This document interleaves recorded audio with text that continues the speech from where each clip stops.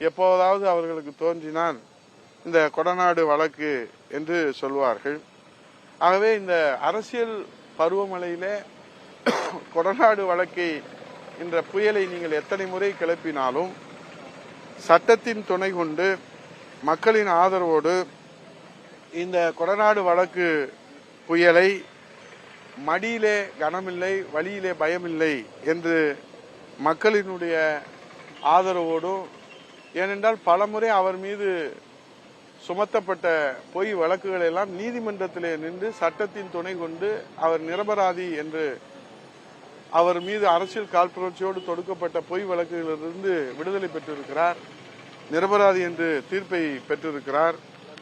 ஆகவே இன்றைக்கு மாண்புமிகு அம்மா அவர்களுடைய வீட்டில் அனைத்து இந்திய அண்ணா திராவிட முன்னேற்ற கழகத்தினுடைய சட்டமன்ற உறுப்பினர்கள் அமைச்சர்கள் பற்றிய ரகசிய தகவல்களை படித்து கிழித்தெறிந்தோம் என்று மீண்டும் மீண்டும் ஒரு பச்சை பொய்யை எத்தனை முறை திருப்பி திருப்பி சொன்னாலும் யாரும் நம்ப போவதில்லை. ஏனென்றால் 2011 அம்மா முதல்வராக இருந்த அந்த 10 ஆண்டு காலத்தில் இவர் அம்மா அவர்களுடைய அடிப்படை உறுப்பினர் உள்பட, நல்லா நீங்க தெரிஞ்சுக்கணும், அடிப்படை உறுப்பினர் உள்பட அனைத்து பொறுப்புகளிலிருந்து விடுவிக்கப்பட்டு இவர் கூட யாரும் தொடர்பு கொள்ளக்கூடாது என்று அம்மா அவர்களால் இவர் மீது நடவடிக்கை எடுக்கப்பட்டது.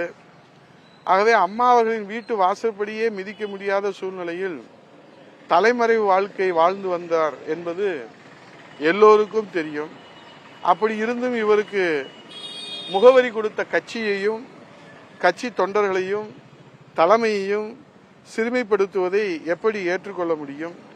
ஒன்றை நான் அண்ணன் அவர்களுக்கு சொல்லுகிறேன், உங்களை பிள்ளை போல் வளர்த்தார்களே புரட்சி தலைவி இதய தெய்வம் அம்மா அவர்கள், அந்த தெய்வ தலைவிக்கு நீங்கள் என்ன கைமாறு செய்தீர்கள் என்பது அண்ணா திராவிட முன்னேற்ற கழக தொண்டர்களும் நன்கு அறிவார்கள், இந்த தமிழ்நாட்டு மக்களும் நன்கு அறிவார்கள்.